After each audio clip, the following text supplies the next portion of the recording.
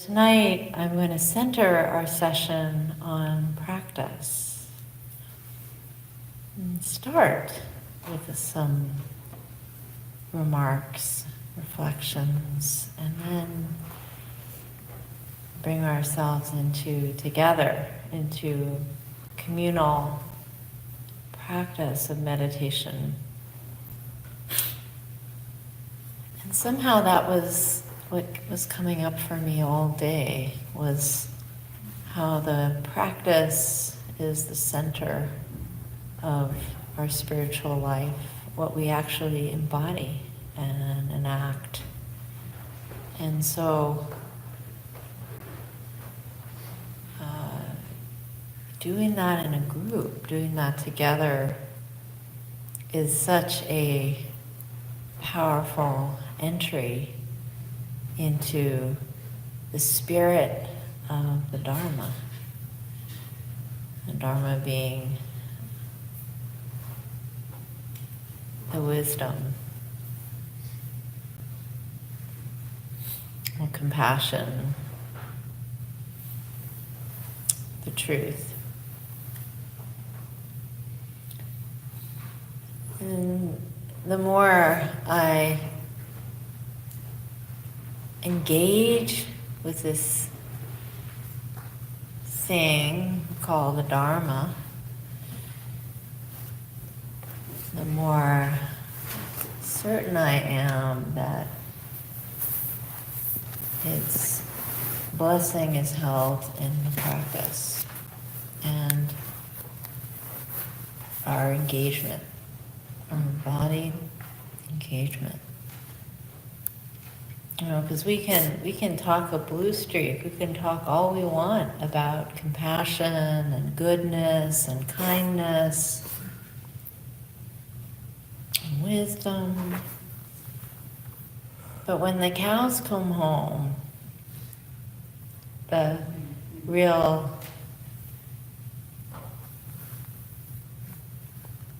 meat,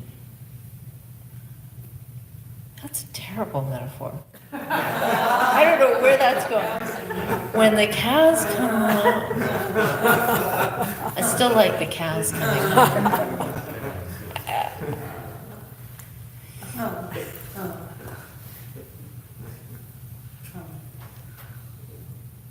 The milk. You want to The milk! Oh, I knew someone would come up with it. The milk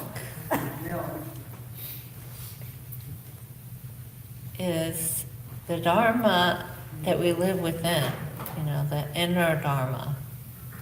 And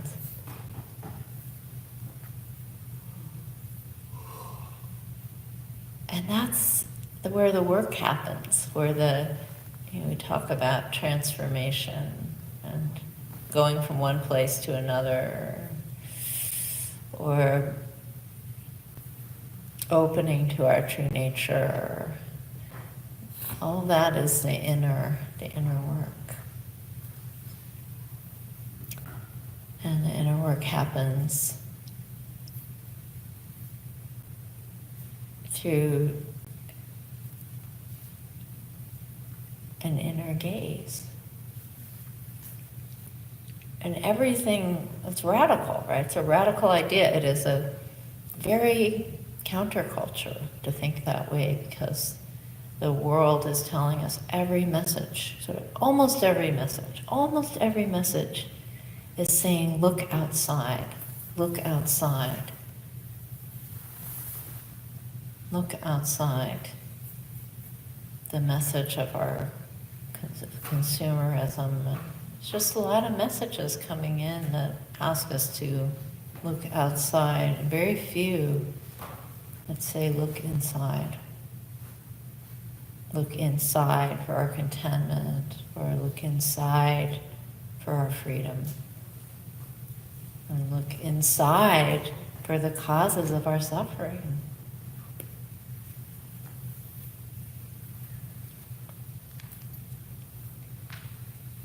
And now is the season of light, sometimes referred to, the season of light at holidays.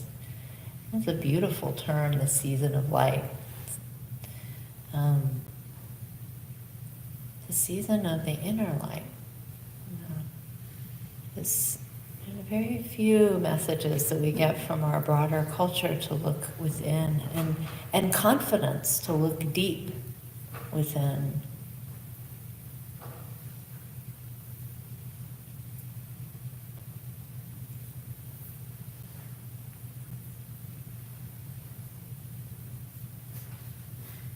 So it's very countercultural, and there are not many spaces that we can step into where it's safe, acceptable, and even beautiful to look within.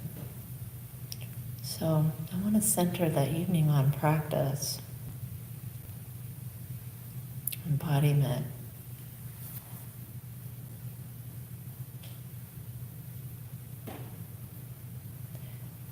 You might say that,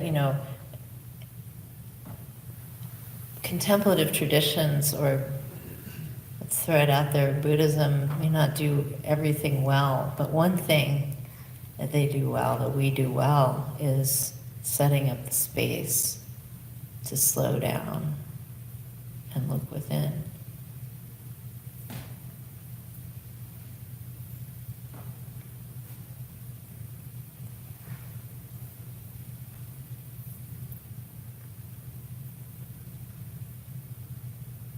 And when we do that, we really do have an opportunity, a chance, a gift, a possibility to see the inner light that we don't even know we have there to lean on.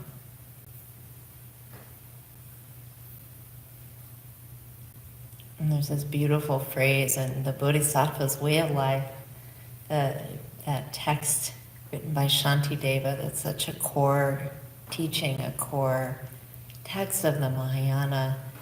And he makes the prayer in that text, may I be a lamp in the darkness. May I be a lamp in the darkness. It's such a beautiful prayer. I can't think of a more beautiful prayer to make in the season of light.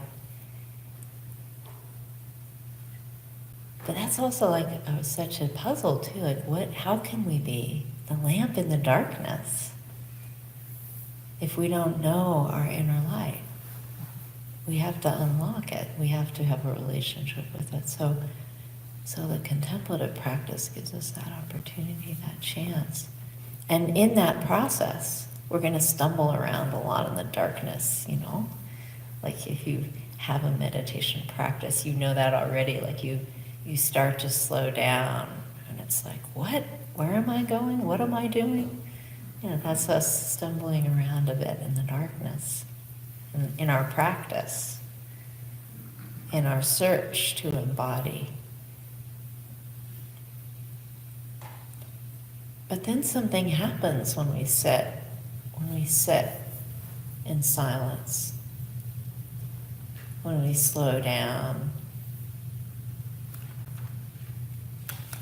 is that we can actually find the thread to the inner light.